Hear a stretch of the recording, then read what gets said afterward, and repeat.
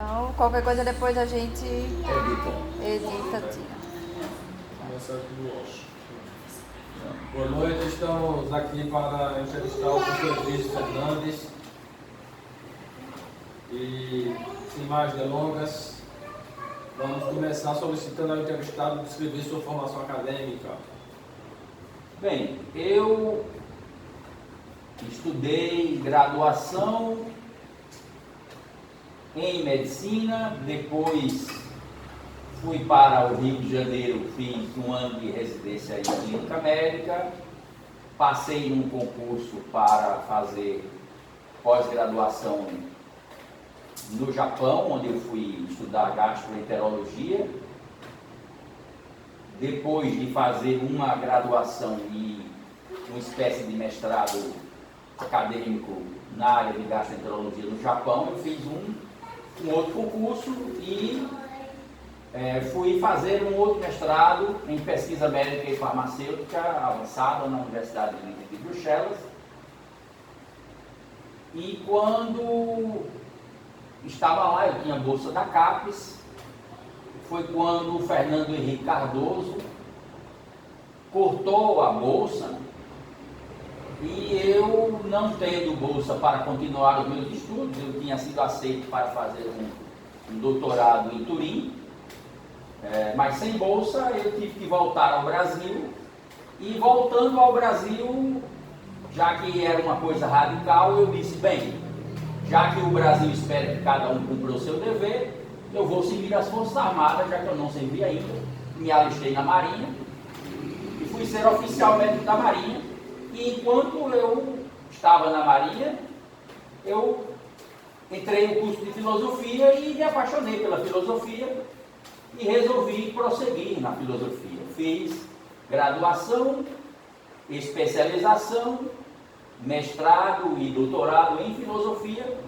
Paralelamente a isso, eu fiz uma pós-graduação em medicina do trabalho e dei entrada no doutorado em ciência da saúde, que infelizmente eu tive que interromper por conta de problemas de saúde da minha orientadora e não cheguei a terminar essa pós-graduação, esse doutorado.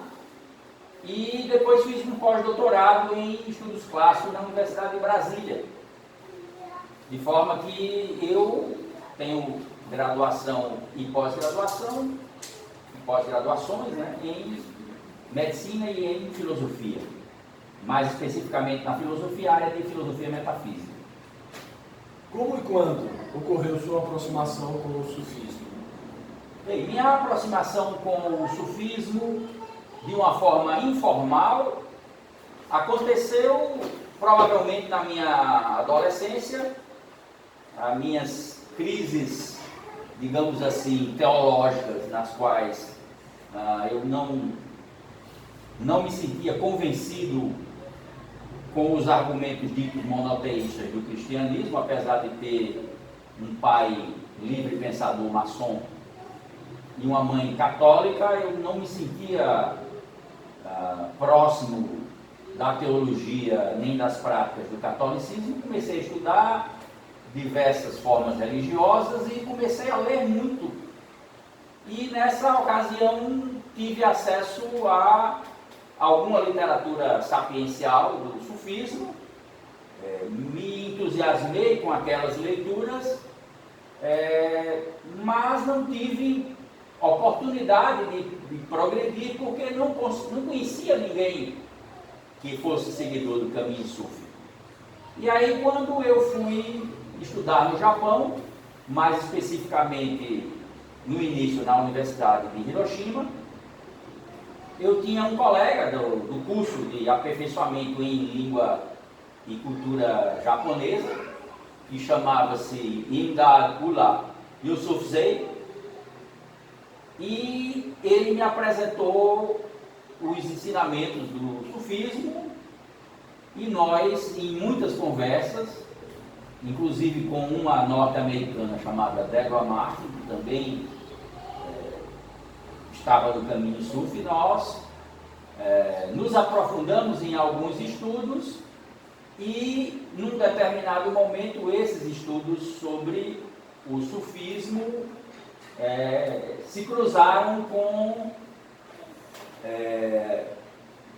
a minha convivência com irmãos muçulmanos também, que também estavam lá no Japão, sendo que nesse caso, mais especificamente, um colega de turma, que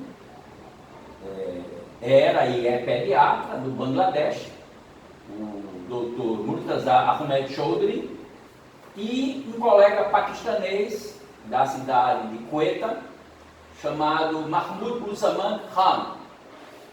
E através desses dois irmãos eu fui acolhido no Islã, e depois houve essa simbiose natural, essa, digamos assim, mescla natural entre o meu interesse pelo sufismo e a minha prática dentro do islamismo. Depois que eu saí do Japão, tive contato com o sufismo através de várias escolas, mais notadamente das tradições Chiste, Qadiri, Naqshbandi, e nos Estados Unidos o pessoal do ramo Inayatiya ou Ruhaniya dos Chiste, e na Europa com pessoas da ordem Gerard Halvet. De forma que eu, ao longo dos anos, tenho convivido e recebido ensinamentos de várias escolas dentro do sufismo. E em algum momento também passei a ter uma convivência com sufis da tradição xiita, da ordem Nurbakshiya. E ao longo dos anos eu tenho, digamos assim, valorizado muito essa aproximação entre as chamadas escolas do Irfan, já que é a maneira como os iranianos preferem chamar a gnose islâmica, Irfan, e entre os sunitas o que se chama de Tasawwuf, que no ocidente é chamado de sufismo. Basicamente, em linhas gerais, é isso. Qual a importância do sufismo e, de modo específico, de Ibn Arabi e do livro das Iluminações do Meca na sua formação intelectual? Ibn Arabi é considerado, dentro do sufismo sunita e xiita, como um grande mestre dos mestres em muitas abordagens, e é considerado um gigante do pensamento, não apenas pela elegância com que escreve, a propriedade com que escreve ou escreveu, a abrangência enorme de temas dos quais tratou, livros que produziu, como também dos estados espirituais que alcançou.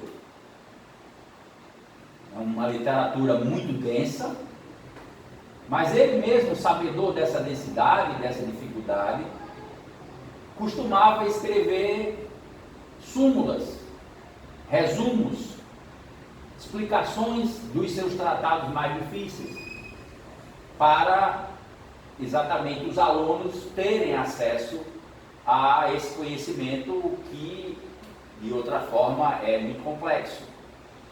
E essa literatura, do ponto de vista didático, é uma literatura considerada fundamental na maioria das escolas, pelo esclarecimento que dá sobre pontos muito obscuros, muito complexos de entendimento. E uma coisa que não se destaca, talvez não suficientemente no Ocidente, é o fato de que Ibn Arabi era um grande poeta, além de ser um grande prosador. E ele costumava entremear a sua prosa científica, podemos dizer assim, ou teológica, com poesia. inclusive poesia amorosa, de forma que pessoas que tinham outra sensibilidade podiam se sentir tocadas e instruídas por formas pedagógicas diferentes e que tocavam os assuntos abrangentes desde a linguística árabe, por exemplo, até a relevância da cosmogonia, do entendimento das relações entre as diversas religiões, do livro, ou dos livros, né? De forma que é uma literatura que normalmente não é para os neófitos, mas que em um determinado momento é necessário que nós nos debrucemos sobre ela e estudemos para poder entender do que se trata, do que se está falando, né? E a obra mais abrangente do grande mestre chama-se As Aberturas de Meca, ou As Revelações de Meca, ou da Meca, Futuhat al-Makkiyya, e é uma obra enciclopédica que trata de assuntos muito variados e que são diversos tratados que podem ser estudados individualmente, talvez devam ser estudados individualmente, e como eu falei, graças à facilidade pedagógica ou à preocupação pedagógica do mestre, ele mesmo e vários dos seus discípulos escreviam súmulas e comentários que tornavam esse estudo menos difícil.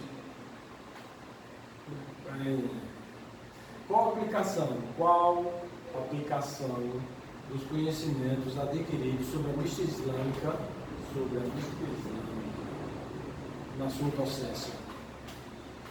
Bem, eu já fui docente no curso de medicina em várias disciplinas. Hoje em dia sou docente do curso de filosofia, mais propriamente da pós-graduação de filosofia e da área de estudos clássicos. E eu procuro trazer para essas aulas algo da sabedoria que eu posso ter adquirido através desse conhecimento, né, que existe a diferença de conhecimento e sabedoria. Eu procuro estimular os alunos a curiosidade sobre esse conhecimento, que não é um conhecimento, digamos assim, específico para uma determinada área ou lugar, um conhecimento universal, inclusive para o autoconhecimento do homem, e para um aperfeiçoamento das pessoas, um aperfeiçoamento da humanidade, das suas relações.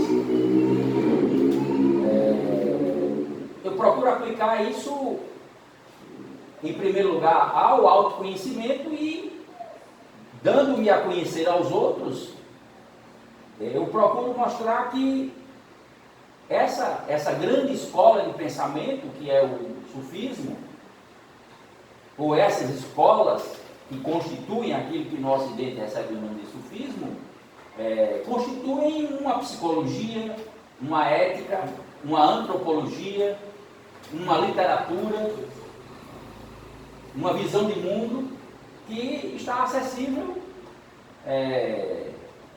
para quem tem olhos para ver e quem tem sede de conhecimento e que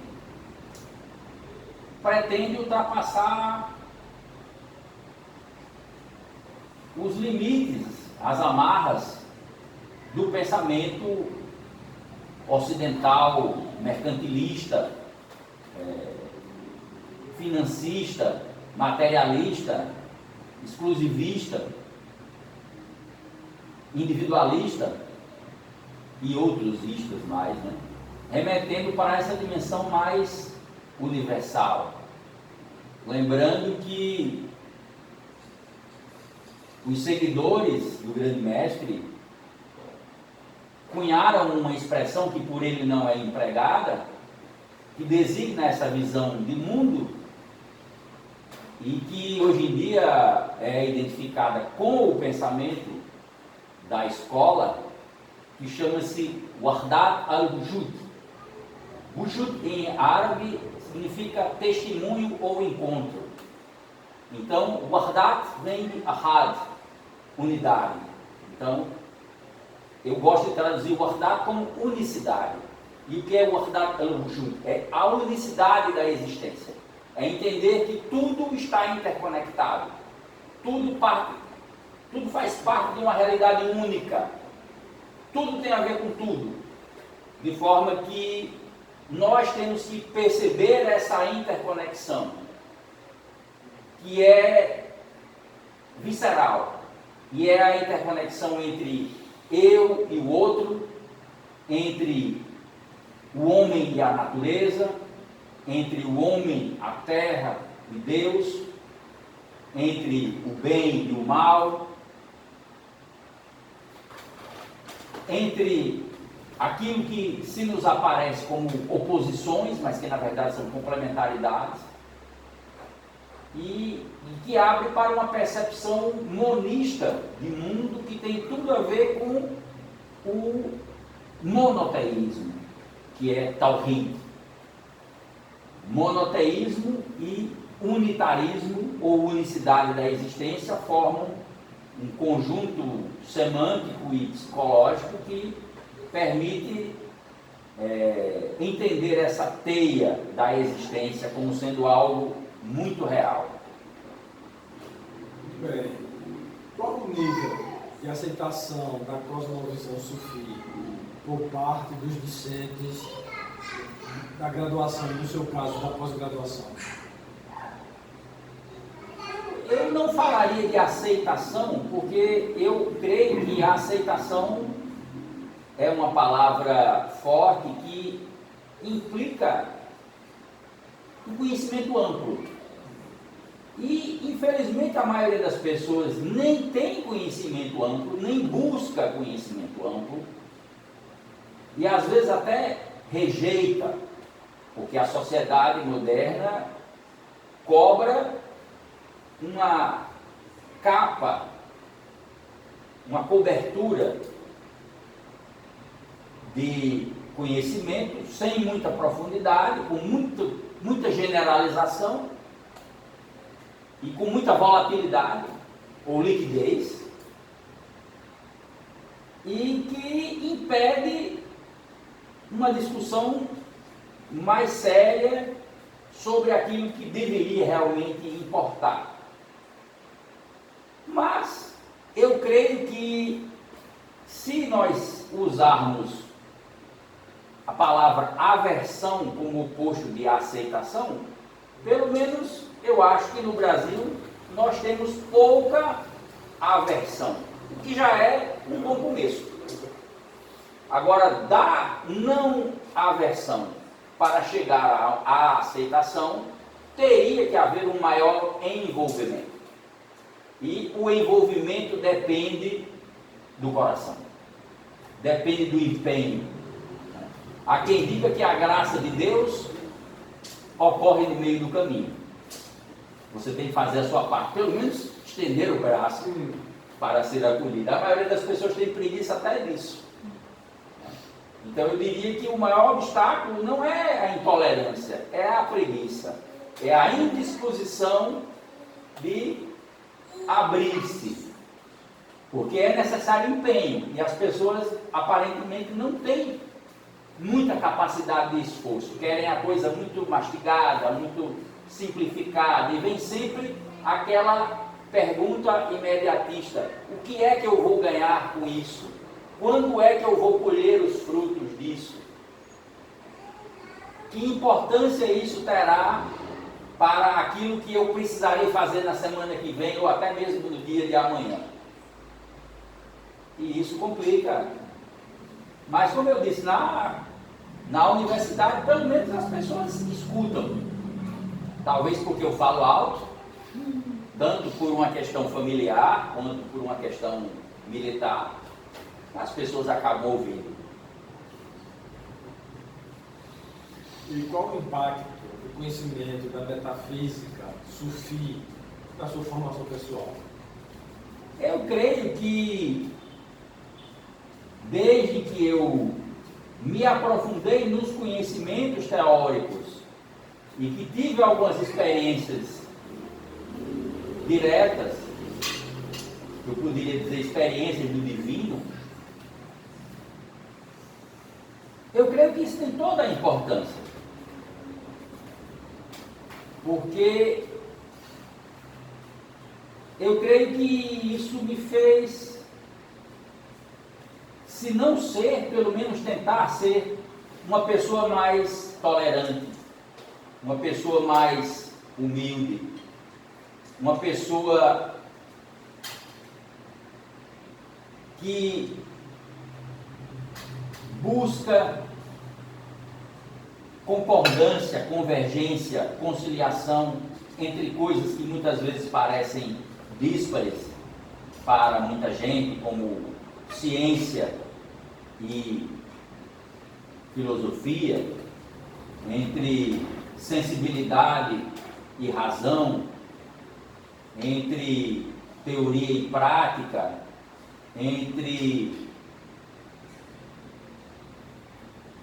convicção pessoal e comunalidade, convivência com os outros em sociedade,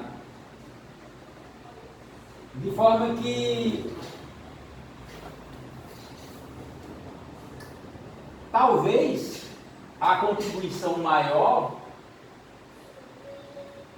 seja entender que não há nenhuma vergonha, não há nada que me diminua, e pelo contrário, até me faz crescer em eu me considerar um buscador. De alguém que estou sempre procurando o conhecimento, mesmo que seja na China ou com os chineses, e que eu sempre esteja aberto para o ensinamento do grande mestre Sufi Guimarães Rosa, que dizia que mestre não é o que sempre ensina, mas o que depressa aprende. Eu creio que esse é um dos vícios dos unitaristas, é procurar ver conexões em tudo e procurar encontrar a verdade dos ensinamentos sapienciais, seja em Guimarães Rosa, ou em Belchior, ou no mestre Vitalino, e Alá sabe mais. Quais obras de Ibn Arabi mais influenciaram a sua concepção do mundo? Creio que disparadamente, em primeiro lugar, a obra Fusus al-Hikam, Os Engastes da Sabedoria, que é como que um resumo dos principais ensinamentos do mestre, e também uma exposição de diversas vias de acesso à mensagem, apresentada como sendo revelação de diferentes profetas, em diferentes momentos da história, para diferentes estratos sociais, culturais, psicológicos. Então esta obra, seja no texto do próprio mestre, seja no texto dos seus inúmeros comentadores, o intérprete dos desejos, o tradutor dos desejos também, poesia místico-erótica, como se diz, de altíssimo nível, que mostra como o imanente, o transcendente, o amor pela criação, pela criatura e pelo Criador não são excludentes entre si. E como eu disse, o filosófico e o poético não sendo contraditórios, e sim complementares. E, lógico, sob a forma de tratados individuais ou passagens, as aberturas ou as revelações de Meca, como um texto a ser estudado, meditado, e como eu disse, seja na forma de passagens da própria obra, seja através da análise de comentadores, outros mestres que inclusive verteram essas obras para outros idiomas. Quais os ensinamentos provenientes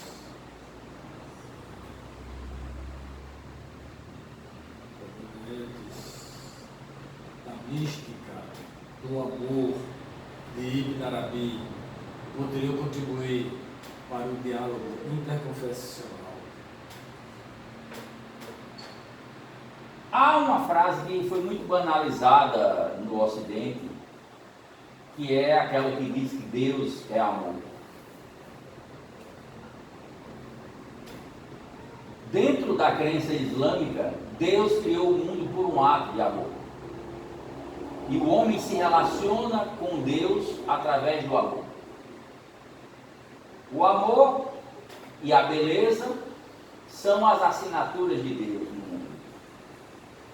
E quem não aprende a amar e não sabe o que é o amor, nunca chegará a entender Deus. Esse é um ensinamento sufi, é um ensinamento repetido muitas vezes pelo grande mestre. E no que tange às religiões, esse amor é o entendimento de que há muitos caminhos para se chegar a Deus. O mestre Mahmud de Ghazni escreveu, o mestre Jalaluddin Rumi escreveu sobre aquela história do elefante no escuro, que é tocado por vários discípulos. E cada um toca uma parte do elefante, cada um descreve uma parte do elefante.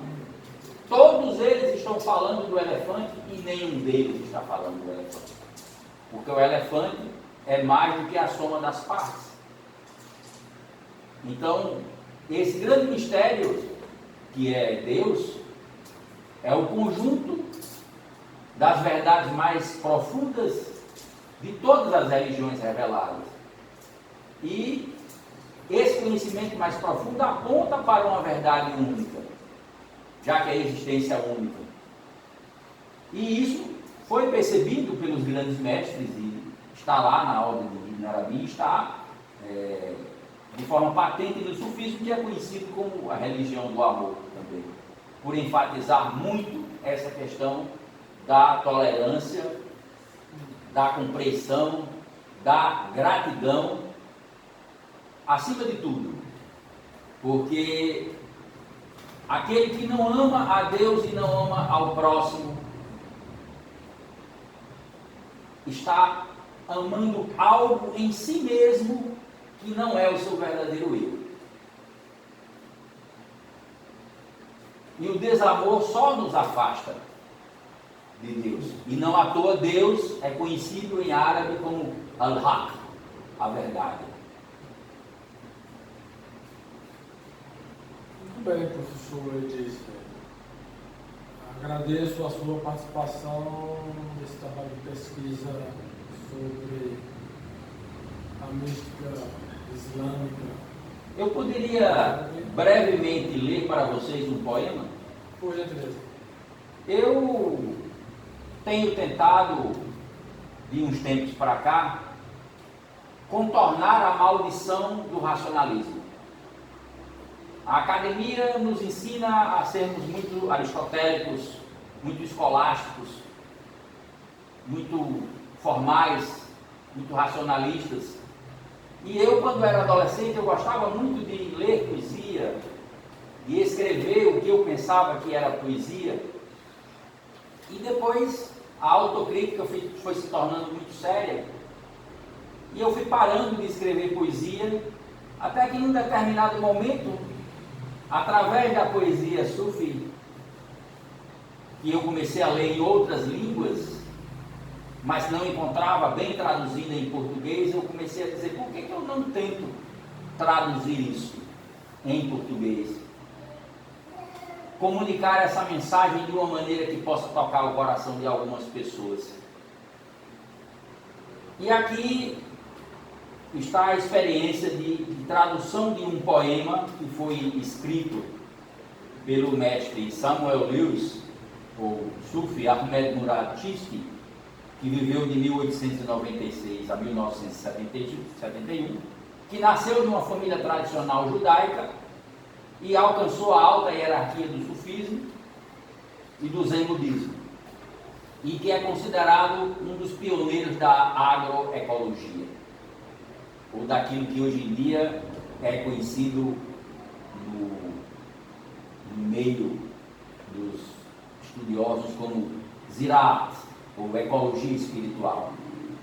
E esse poema, cujo título em inglês é To me hath been granted a garden, ou seja, a mim foi concedido um jardim, eu traduzi da seguinte maneira: a mim foi concedido um jardim, embora apenas para eu cuidar, para nutrir as plantas e flores que podem estar crescendo lá.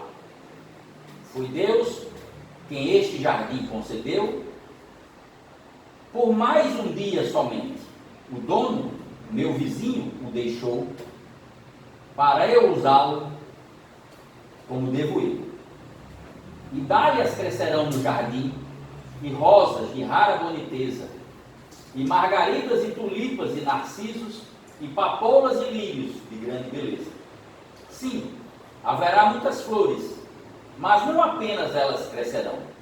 Também beleza, amor, esperança e verdade, estes devo semear, então. E fadas nesse jardim brincarão, silfos, elfos e gnomos também. E os pássaros lá o dia todo cantarão, e farão ali suas casas de verão. Sim, e as abelhas o mel colherão, e lá o dia todo trabalharão.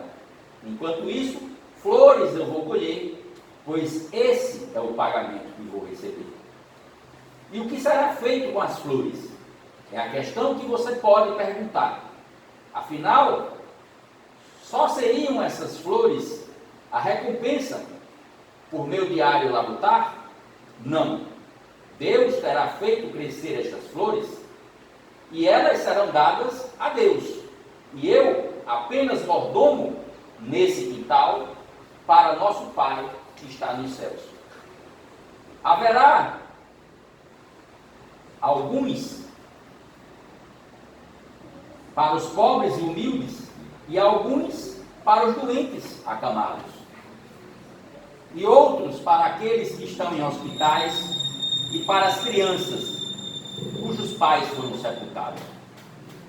E assim todas as flores hão de ser uma esperança para aqueles cuja vida em errância está fechada às belezas dadas por Deus e que estão perdidos neste mundo de beligerância.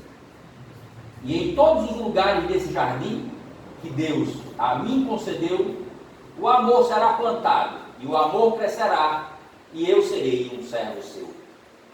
Quanto às flores que ali surgirem, uma mensagem cada uma trará: beleza e amor e alegria e esperança. Cada flor, então, cantará. Muito bem, professor. Obrigado. A ala feminina ficou as palmas, a ala masculina tem que ficar acompanhada. Jandir, muito obrigado. Com isso terminamos essa entrevista. Obrigado também. Passamos agora ao Ágape. Obrigado e